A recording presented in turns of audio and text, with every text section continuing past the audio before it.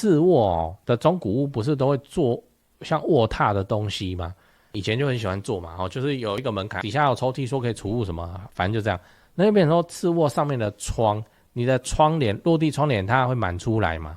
就这样嘛。那变成你要去裁啊，裁你又不知道怎么裁哦。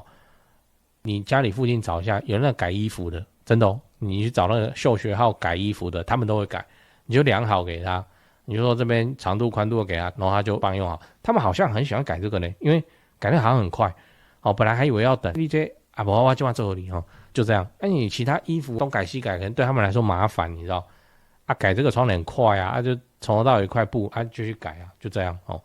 然后窗帘的话有很多变化球啦，我真的是认为 IKEA 真的是 CP 值已经极端的高了。你为了省钱，你跑去买那个虾皮也没有不行虾皮花色还比较多，但是以一般来说，我能用 IKEA 尽量就选用 IKEA， 品质又好，它做全世界的生意，它一定环保，一定没有甲醛，一定没有什么嘛孕妇也可以用，婴儿要直接那边抓着那个窗帘那边咬也不会中毒总之就是这样。拉高租金的小化妆术，窗帘换对，质感翻倍，低成本升级心法。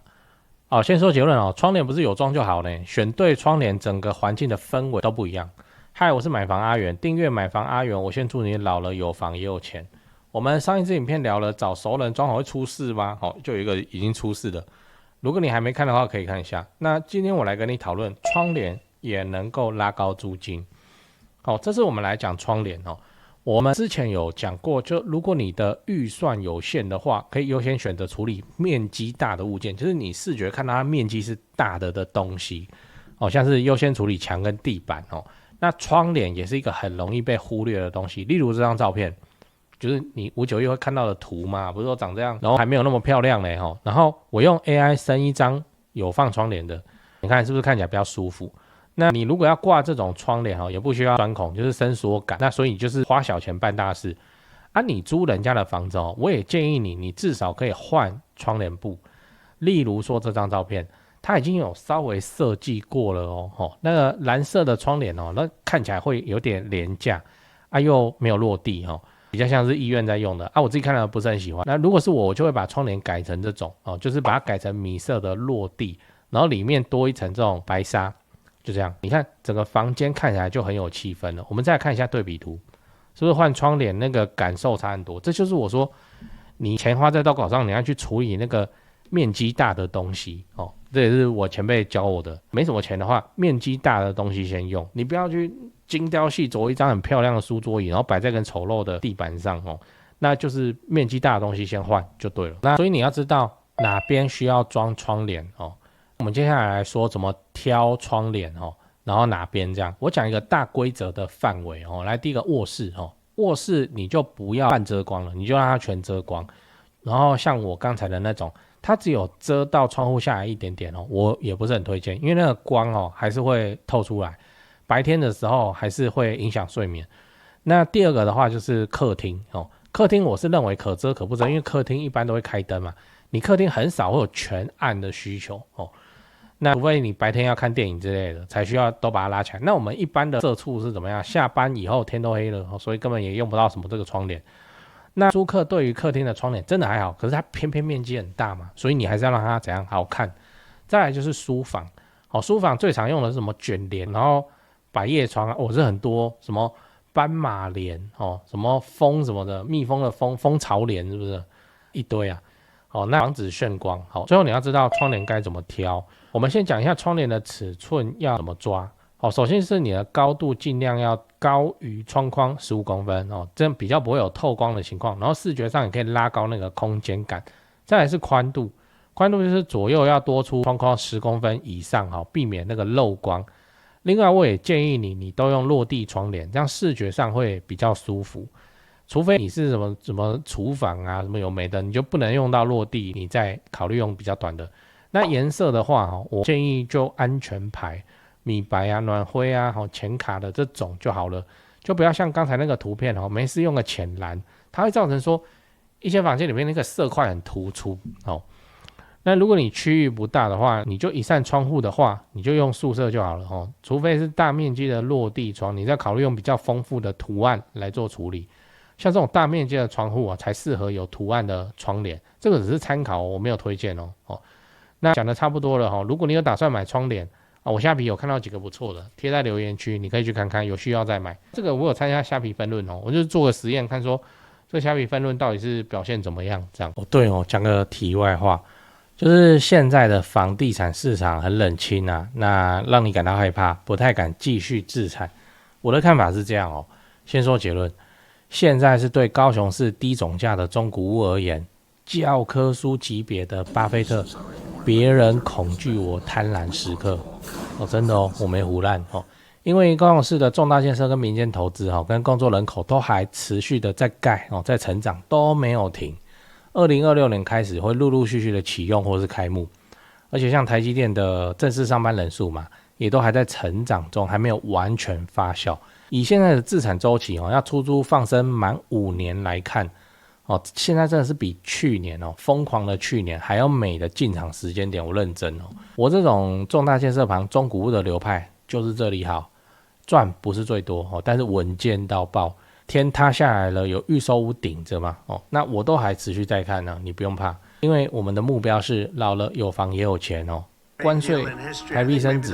就不过是30年自产周期中的一朵乌云而已。安啊，北高雄、南高雄自产中古屋就找台湾房屋美术资讯店林店长处理，赖就加小老鼠 go 5个 go 加这个赖来慢慢看 PO 给你的房子都挑过都有战斗力的。反正天塌下来了，有预售屋顶着了，我们中古屋真的是非常的稳健安啊，台北市、新北市自产就找萧店长，赖就加小老鼠掰台北直接看低于实价登录的房子。最后，请你购买我买房阿元的 YouTube 频道会员我会挑出能够拉抬房价的重大建设我的高雄自产作业就直接给你抄，1个月250块钱。自产高雄之前上个保险非常的便宜，你有购买会员的话，就我回答问题会详细也认真很多那通常会用到录音去好好讲，这样没有买的会员我就简答。老了有房也有钱，这个目标才是我们的追求。现在就点开资讯栏加入会员，直接开始抄作业。我是买房阿元，加入会员，祝你老了有房也有钱。讲八卦讲八卦。就是说窗帘这个东西，我不知道为什么呢？你去找人家做窗帘，就是你路边不是会有什么窗帘地板的店嘛？你去找人家做，超贵的呢，超贵的，我不知道为什么那么贵呢。所以我后来都怎么样？我虽然是贴虾皮的连结啦但我后来我自己都是用 IKEA 真的直接就用 IKEA。你窗帘的长度要记得它有长跟短，短也没多短但是短会短到183吧，我记得是这个公分数。就这样，窗帘好贵就是你真的找人家做窗帘有够贵的呢，不知道为什么会那么贵。然后我后来发现了 CP 值是网是 IKEA 当然虾皮也有更便宜然后花色更多，你喜欢用你就去用那好贵，我实在不懂。然后你自己去买 IKEA 那种现成的窗帘，你当然会遇到很多问题嘛，比方说它的面积不够那面积不够，再加上它可能太长或太短，你要改不好改这样。我说明一下我的做法因为真的有改过。好，它面积不够的话，像有的窗会开得非常的大那你就2片这样遮不太起来，那你就是再买一个 IKEA， 反正便宜真的你在 IKEA 花一面的窗帘的钱大概2-3千3-4千就有，它还有那个特价600的，我不知道为什么这东西那跟买浴帘差不多了。好，那就2-3千，大概一面墙起来，你顶多你再买一个嘛，然后你怎么样？你把窗帘跟窗帘之间把它拼起来你就是那面墙就把它拼成4片窗帘，然后在那边开跟关。超大面积的话是这样用那如果你要去改窗帘的尺寸的话，这个我讲一个场景，我自己遇到的就是次卧的中古屋不是都会做像卧榻的东西吗？以前就很喜欢做嘛就是有一个门槛，底下有抽屉说可以储物什么，反正就这样。那就变成说次卧上面的窗，你的窗帘落地窗帘它会满出来嘛，就这样嘛。那变成你要去裁裁你又不知道怎么裁你家里附近找一下，有那个改衣服的，真的你去找那个秀学号改衣服的，他们都会改，你就量好给他，你就说这边长度宽度给他，然后他就帮你用好。他们好像很喜欢改这个呢，因为改的好像很快本来还以为要等 DJ 不我就要做你就这样。那你其他衣服东改西改，可能对他们来说麻烦，你知道？啊，改这个窗帘很快啊，就从头到尾一块布啊，就去改啊，就这样哦。然后窗帘的话有很多变化球啦，我真的是认为 IKEA 真的是 CP 值已经极端的高了。你为了省钱，你跑去买那个虾皮哦，也没有不行哦。虾皮花色还比较多，但是以一般来说，我能用 IKEA 尽量就选用 IKEA。品质又好，他做全世界的生意，他一定环保，一定没有甲醛，一定没有什么嘛，孕妇也可以用，婴儿要直接那边抓着那个窗帘那边咬也不会中毒，总之就是这样。然后你找人家定制窗帘好贵哦，我不知道为什么会那么贵。虽然它的款式花色有很多，不过那个型录我也翻过，我觉得蛮老气的，不如就用 IKEA。然后我们要求也不多啊，就素色就好了哦。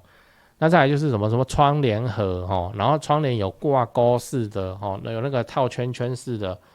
有的没的，我觉得还好啦，影响没有那么大啦。你要便宜你就虾皮，不然就 IKEA 啊。你要是真的很特规的需求的话，